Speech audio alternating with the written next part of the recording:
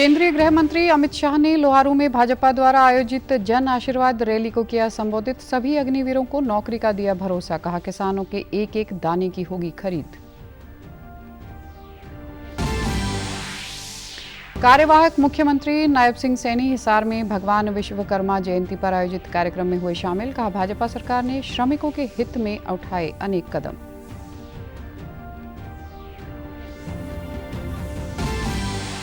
जुलाना से कांग्रेस प्रत्याशी विनेश फोगाट ने किया चुनाव प्रचार। पुनाहना में आप प्रत्याशी नायब हुसैन ने कार्यालय का किया उद्घाटन, भाजपा सरकार पर साधा निशाना।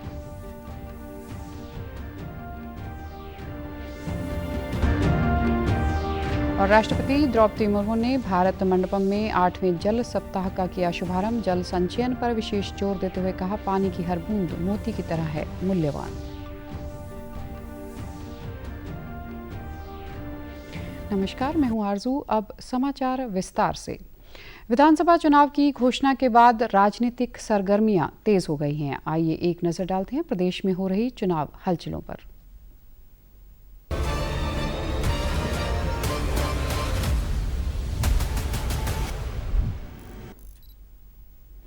गृह मंत्री अमित शाह ने आज लोहारू में एक जनसभा को संबोधित कर हरियाणा में अपने प्रचार अभियान का शंखनाद किया।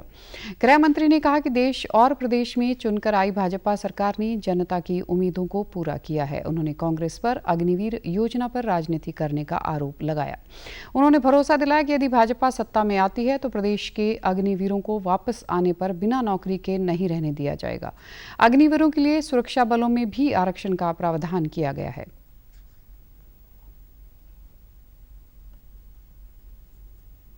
ये हुड्डा एंड कंपनी, जिनका काम झूठ फैलाना है, वो कह रहे हैं कि अग्निवीर का बाद में क्या होगा। मैं जो बोलता हूं वो करता हूं, और मोदी जी जो इशारा करते हैं वो भी हो जाता है। मैं आज कहकर जाता हूं, हरियाणा के एक भी अग्निवीर को वहां से अगर वापस आना पड़ता है तो नौकरी के बगैर का नहीं रहेगा। इसकी जिम्मेदारी भारतीय जनता पार्टी की है। सेना को सशक्त करने का काम नरेंद्र मोदी जी ने किया। उन्होंने कहा कि खेलों में अग्रणी रहने वाले हरियाणा के प्रत्येक ब्लॉक और तहसील में कोचिंग और खेलने की सुविधा मिलेगी। गृह मंत्री ने कांग्रेस पर हमला बोलते हुए कहा कि एमएसपी को लेकर झूठ फैलाया जा रहा है। भाजपा सरकार ने एमएसपी पर सबसे ज्यादा खरीद की। कांग्रेस बताए कि उसने कितनी फसलें एमएसपी पर खरीदी। उन्होंने आगे कहा कि प्रदेश में फसल का एक एक दाना सरकार खरीदेगी। आप बताइए, आप एमएसपी पर कितना खरीदी करते थे? बताइए जरा, कितने क्रॉप लेते थे? भाइयों बहनों, एमएसपी पर ज्यादा से ज्यादा हुड्डा साहब ने 4 ही क्रॉप को लिया था। आज हमारा नायब सिंह 24 क्रॉप को लेकर किसानों का परचेस करता है। और एमएसपी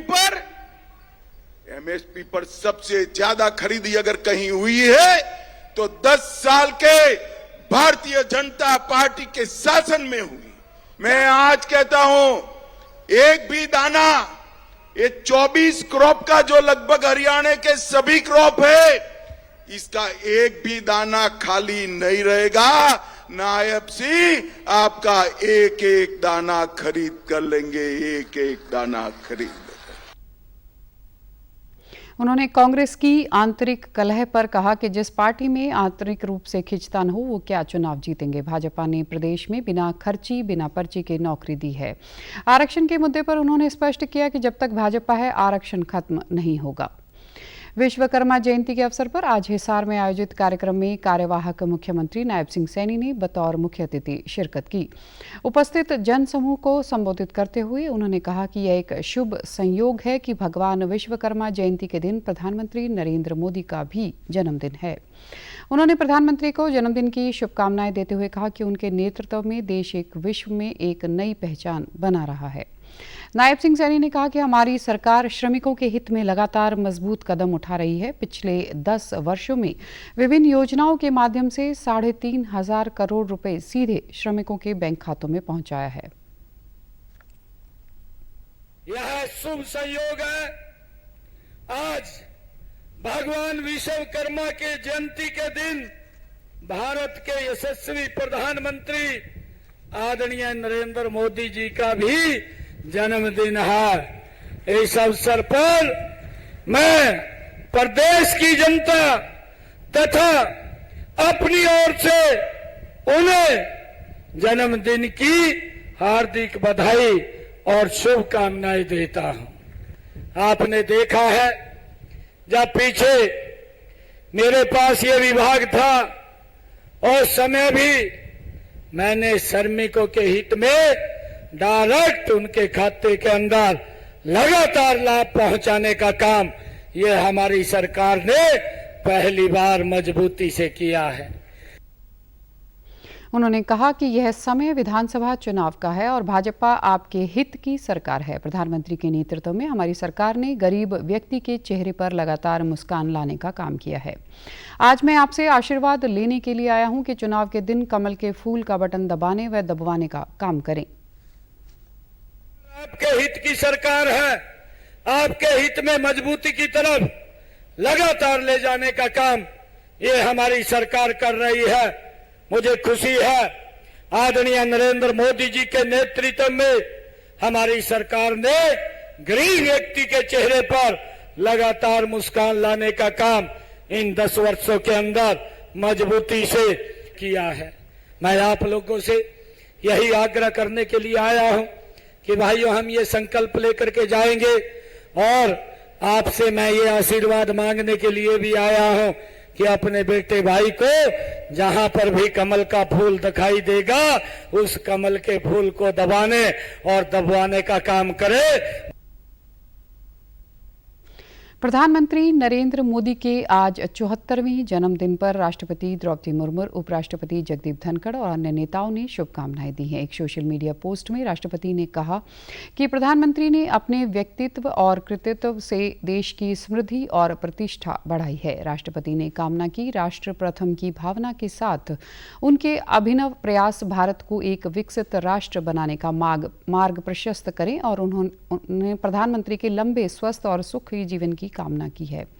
उपराष्ट्रपति ने अपने संदेश में कहा कि प्रधानमंत्री मोदी ने 2 दशकों से अधिक समय तक अपने शासन के माध्यम से और लगातार तीसरे ऐतिहासिक कार्यकाल में 1 दशक से अधिक समय तक प्रधानमंत्री के रूप में देश की आत्मा को जागृत किया है, इसके सांस्कृतिक मूल्यों को प्रेरित किया व इसकी सभ्यता को पोषित किया है। लोकाचार और 2047 तक विकसित भारत की दिशा में इसे अभूतपूर्व विकास पथ पर मजबूती से स्थापित करें। धनखड़ ने उनके अच्छे स्वास्थ्य की कामना की। प्रधानमंत्री नरेंद्र मोदी लगातार तीसरी बार प्रधानमंत्री पद पर काबिज होने वाले देश के पहले गैर कांग्रेसी नेता हैं। उनके नेतृत्व में भाजपा ने पहली बार 330 सीटों पर जीत दर्ज कर इतिहास रच दिया।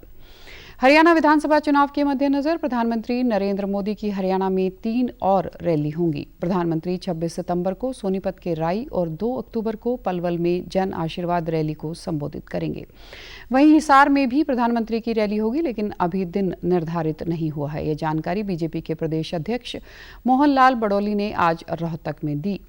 पत्रकारों से बातचीत में उन्होंने बताया कि केंद्रीय रक्षा मंत्री राजनाथ सिंह, पार्टी के राष्ट्रीय अध्यक्ष जेपी नड्डा समेत अन्य केंद्रीय नेताओं के कार्यक्रम भी तय किए जा रहे हैं। उन्होंने यह भी बताया कि केंद्रीय गृह मंत्री अमित शाह कल हरियाणा विधानसभा चुनाव के लिए पार्टी के संकल्प पत्र को जारी करेंगे।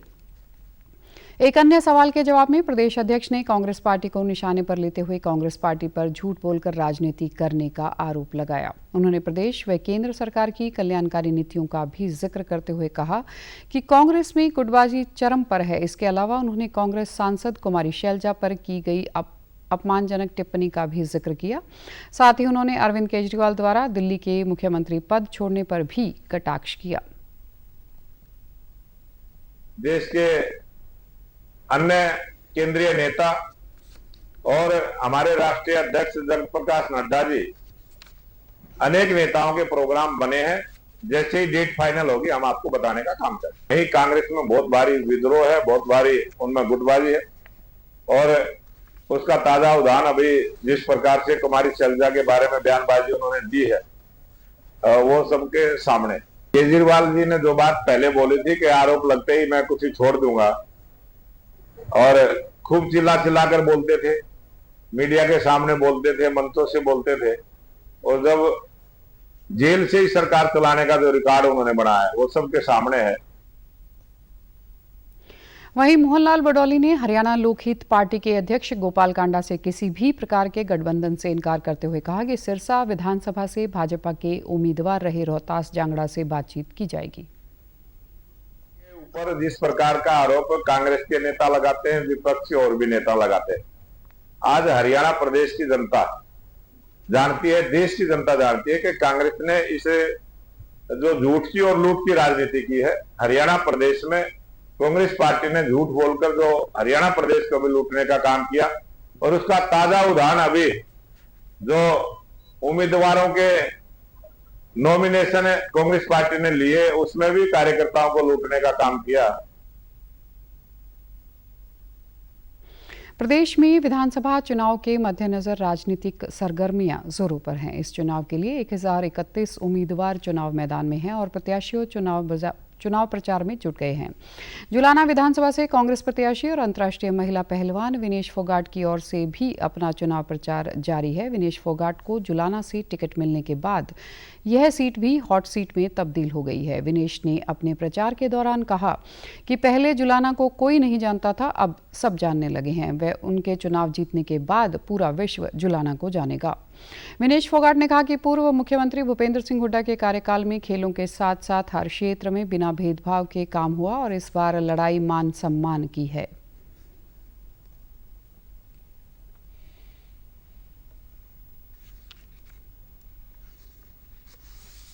देखो बहुत अच्छा लग रहा है, और आप जब बोलने लग रहे हो कि जुलाना हॉट सीट है, यो एक अच्छा संकेत है कि जुलाना ने जब पहले कोई पूछने वाला नहीं था, आज परमात्मा ने मौका दिया है कि जुलाना ने भी लोग जाना है, यो प्रदेश जाना है, यो देश जाना है, और जीत जाऊंगा जब तो पूरा वर्ल्ड जाना है। तो आशीर्वाद देने लग रहे हैं बहुत अपने सारे लोग। मैं तो चाह रहा हूँ लोग नीचे बहुत काम कर रहे हैं, जो हमारे पुराने जो पार्टी के नेता हैं, और चाहे जो दूसरे पार्टी के भी बहुत सारे लोग आ रहे हैं, वो लोग वो मान सम्मान जो दे रहे हैं ना, वो सबसे बड़ा है। मैं अपनी बेटी जिसे लागू हूँ मैं, वो लाड प्यार है, वो ही तो मेरी एक लगा लो एक हमारी विरासत है मेरे पास में। अगर मैं कल ना बोलूँ 24 साल में तुमने क्या कमाया खेल के ना, तो मैंने यूँ कमाया जो दिखला रहा सब। उधर पुनाना विधानसभा से आम आदमी पार्टी के प्रत्याशी नायब हुसैन ने आज अपने कार्यालय का उद्घाटन किया। मीडिया से बातचीत में उन्होंने कहा कि पार्टी ने उन्हें प्रत्याशी बनाकर जो विश्वास जताया है वे उस पर खरा उतरेंगे। उन्होंने प्रदेश सरकार पर पुनाना का विकास न करने का आरोप भी लगाया। उन्होंने हरियाणा में 20 से 25 सीट पर आम पार्टी की जीत का भरोसा भी जताया है। हम पे विश्वास जताया, इंशाल्लाह हम उस पर खरा उतरेंगे और पार्टी की यहाँ जन जन तक सारी खूबियाँ बताएंगे। जो जो चीज़ें पार्टी ने हमें दी हैं उनको 5 गारंटी हैं आम आदमी पार्टी की तरफ से, केजरीवाल की तरफ से, उनको जन जन तक पहुंचाएंगे।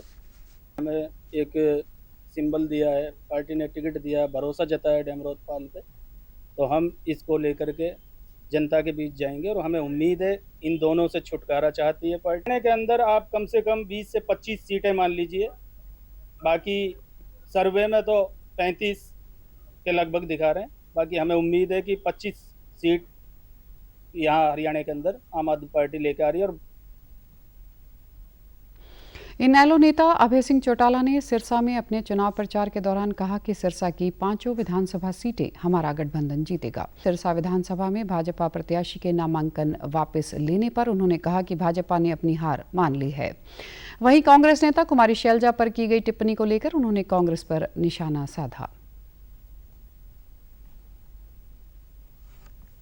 साथ मुझे समर्थन दिया, आज कैंपेनिंग में मेरे साथ है और जगह जगह लोग इस बात की खुशी मना रहे हैं कि अब हम और बड़े मार्जिन के साथ जीतेंगे। कांग्रेस के नेता जो है वो इस तरह की टिप्पणी कर रहे हैं, उनको इस बात का ज्ञान नहीं है कि बिना महिला के बिना वो इस धरती पे आते कैसे।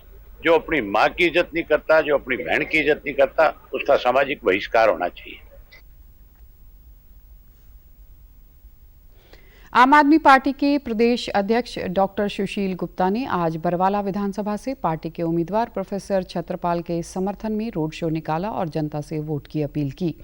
उन्होंने कहा कि प्रोफेसर छत्रपाल सिंह को जनता का अपार समर्थन और आशीर्वाद देखने को मिला, जिससे यह स्पष्ट है कि इस बार बरवाला में भी बदलाव की झाड़ू चलने जा रही है।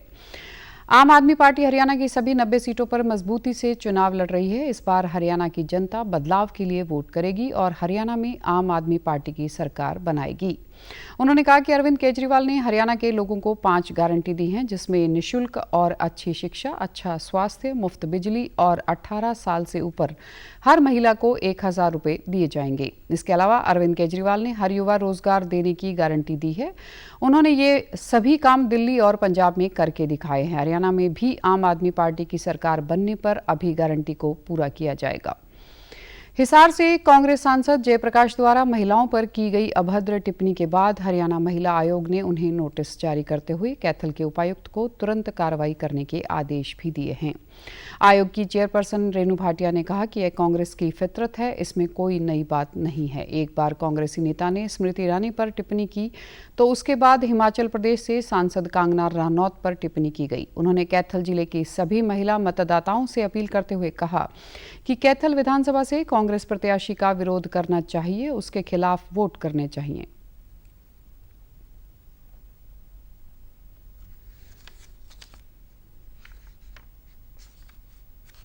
अनुसार ही काम कर रहा है। सुरजेवाला हेमा मालिनी जी पे टिप्पणी करता है, कंगना पर टिप्पणी करता है। इन्होंने कर ली तो कौन सा गलत किया?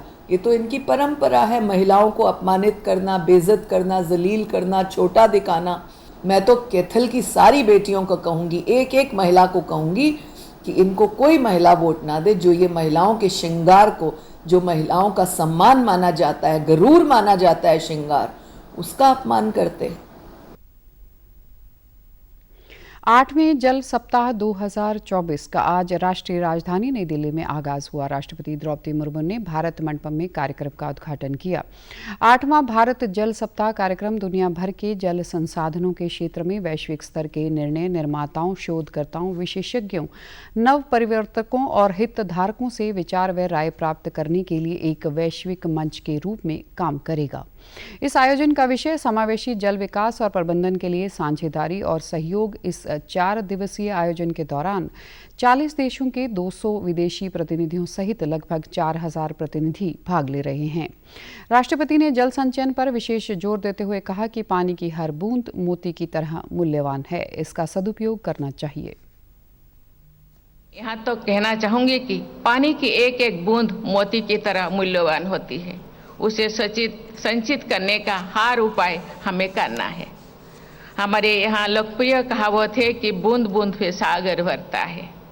बूंद बूंद से सागर भरने के इस प्रयास में सभी देशवासियों की तथा जल प्रबंधन से जुड़े सभी हितधारकों को भागीदारी करने का आवश्यक है। मैं आशा करती हूँ कि इस आयोजन में होने वाले व्यापक विचार विमर्श के आधार पर सभी हितधारकों द्वारा साझेदारी और सहयोग के प्रभावी तरीके तय किए जाएंगे।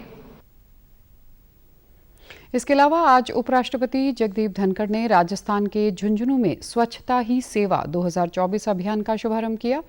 इस कार्यक्रम में आवासन और शहरी कार्य और ऊर्जा मंत्री मनोहर लाल व राजस्थान के सामाजिक न्याय व अधिकारिता मंत्री अविनाश गहलोत भी शामिल हुए।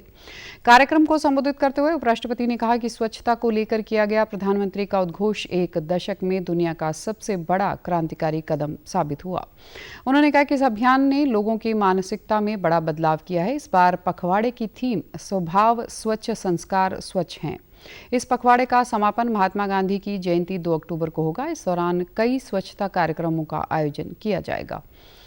हरियाणा के मुख्य निर्वाचन अधिकारी पंकज अग्रवाल ने बताया कि 5 अक्टूबर को हरियाणा विधानसभा की सभी 90 सीटों पर होने वाले आम चुनाव के लिए 1559 उम्मीदवारों ने 1746 नामांकन पत्र भरे थे। इनमें से जांच के दौरान 1221 प्रत्याशियों की उम्मीदवारी सही पाई व 338 उम्मीदवारों के नामांकन रद्द कर दिए गए। 16 सितंबर तक कुल 190 उम्मीदवारों ने नामांकन वापस लिए। इस प्रकार अब विधानसभा चुनाव के लिए कुल 1031 उम्मीदवार हैं। पंकज अग्रवाल ने बताया कि 90 विधानसभा क्षेत्रों के लिए चुनाव लड़ने वाले उम्मीदवारों की अंतिम सूची जारी कर दी गई है और संबंधित रिटर्निंग अधिकारियों द्वारा उन्हें चुनाव चिन्ह भी आवंटित कर दिए गए हैं। उन्होंने बताया कि आगामी विधानसभा के आम चुनाव में प्रदेश के 2,03,54,350 मतदाता अपने मताधिकार का प्रयोग कर सकेंगे, जिनमें 1,07,75,957 पुरुष, 95,77,926 महिलाएं और 467 थर्ड जेंडर मतदाता हैं। 1,49,142 दिव्यांग मतदाता, 85,000 से अधिक आयु के 2,31,093 मतदाता हैं। इसके अलावा 100 वर्ष से अधिक आयु के मतदाताओं की संख्या 8,821 है। वहीं 1,09,217 सर्विस मतदाता हैं।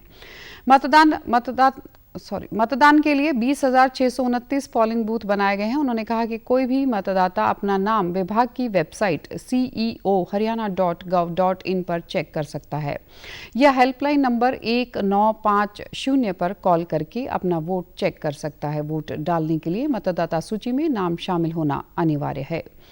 केंद्रीय आवास व शहरी विकास और ऊर्जा मंत्री मनोहर लाल ने कल रोहतक में प्रबुद्ध समाज सम्मेलन में शिरकत की। इस दौरान उन्होंने प्रदेश की जनता को भाजपा सरकार के 10 साल और पूर्व की कांग्रेस सरकार के 10 साल के कार्यकाल की तुलना में मौजूदा सरकार के कार्यकाल को हर लिहाज से बेहतर बताया है। सरकार ऑनलाइन सिस्टम के जरिए हर काम में पारदर्शिता लाई है। उन्होंने दावा किया कि हरियाणा विधानसभा चुनाव में कांग्रेस पार्टी हार की ओर बढ़ रही है। कांग्रेस पार्टी घबराई हुई है, इसलिए वे आम आदमी पार्टी से गठबंधन करना चाहती है। इसके अलावा उन्होंने लोकसभा में विपक्ष के नेता राहुल गांधी के आरक्षण और सिख समाज के बारे में अमेरिका में दिए गए बयान की निंदा की।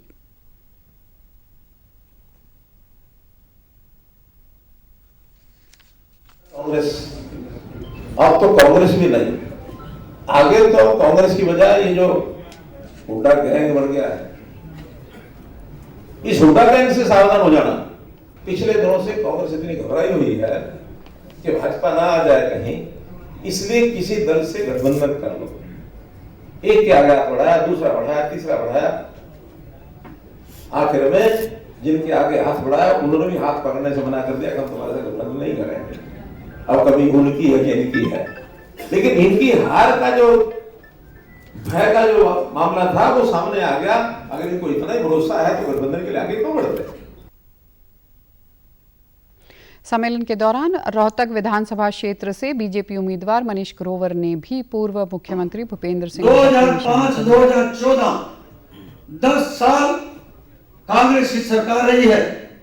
जहां बैठे इससे पीछे सेक्टर 1-2 है, यहां से विधानसभा चलती है। 10 साल में एक काम भी इस रोहतक में नहीं किया, जबकि हरियाणा में रोहतक बदनाम था, सारा पैसा रोहतक में लगा। इन 3 कारणों से आप रोहतक के जनता आपसे प्यार करिए और भारतीय जनता पार्टी को आपको जिताएगी, ये आपका विश्वास, ये प्रबुद्ध समाज आपको बता रहा है। हिसार से निर्दलीय उम्मीदवार सावित्री जिंदल ने कल शहर में अपने कार्यालय का शुभारंभ किया। इस दौरान उन्होंने कहा कि मैं अंतिम सांस तक हिसार की जनता की सेवा में समर्पित रहूंगी। स्वर्गीय ओम प्रकाश जिंदल ने जो सपने देखे थे उन्हें पूरा करने के लिए प्रयासरत रहूंगी। उन्होंने विशेषकर महिलाओं से कहा कि आप सबको सावित्री जिंदल बनकर चुनाव लड़ना है। आप सभी टॉर्च के सामने का बटन दबाकर हमारे हाथ मजबूत करना।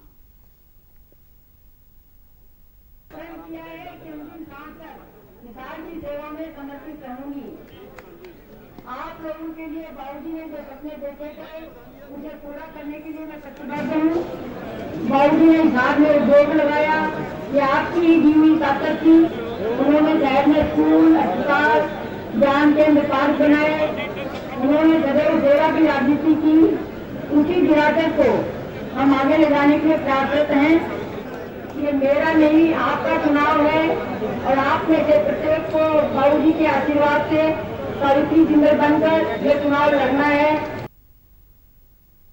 उधर नलवा विधानसभा से निर्दलीय चुनाव लड़ रहे कांग्रेस नेता प्रोफेसर संपत सिंह ने कल अपना नामांकन वापस लिया। उन्हें मनाने के लिए कांग्रेस सांसद दीपेंद्र हुड्डा उनके घर पहुंचे। इस दौरान दीपेंद्र हुड्डा ने कहा कि संपत सिंह को पार्टी में उचित मान सम्मान दिया जाएगा।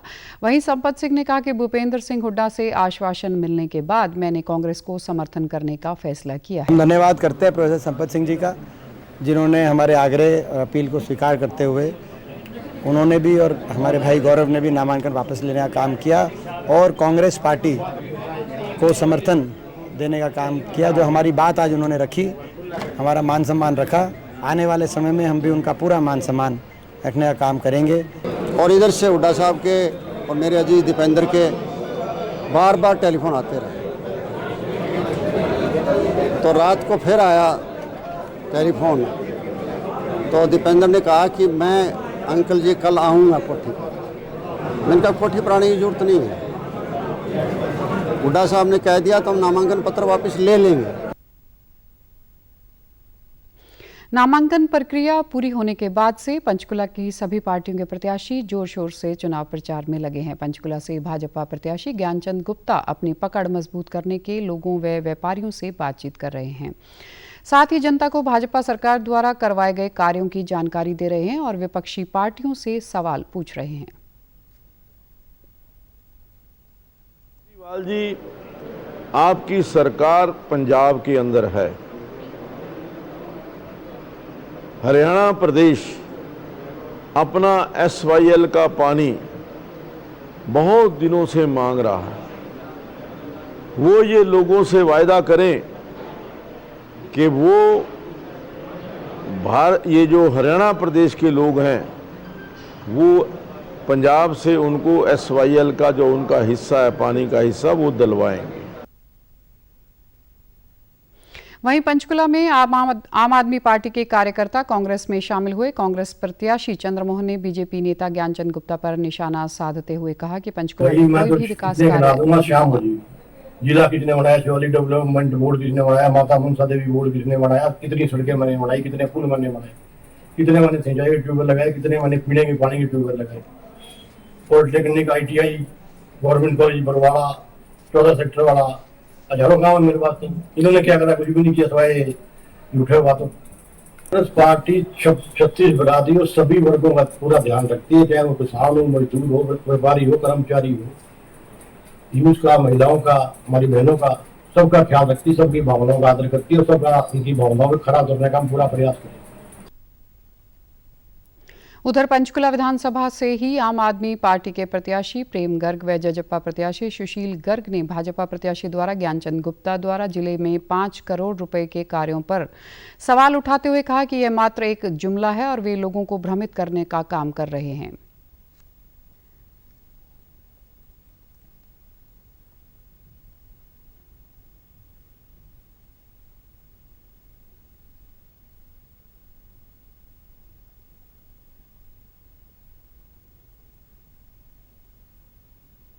विधानसभा क्षेत्र की जनता कालका ने विधानसभा से जो बीजेपी प्रत्याशी मुसीबतें शक्ति झेली, रानी जो कष्ट शर्मा 10 भी साल में लोगों से देखे संपर्क करके अपने और पक्ष जिनको में वोट सहा, करने का आग्रह कर उसको रहे हैं। लेकर आज अनेकों मुद्दे हैं और विधानसभा की बात हो, प्रिंट मीडिया की बात हो, इलेक्ट्रॉनिक मीडिया की बात हो, धरने प्रदर्शन की बात हो, अधिकारियों के माध्यम से हमने अपने क्षेत्र की हर समस्या को उठाने का हर संभव प्रयास किया, लेकिन कुछ भी नहीं पढ़ना। हमारे क्षेत्र की अनदेखी की।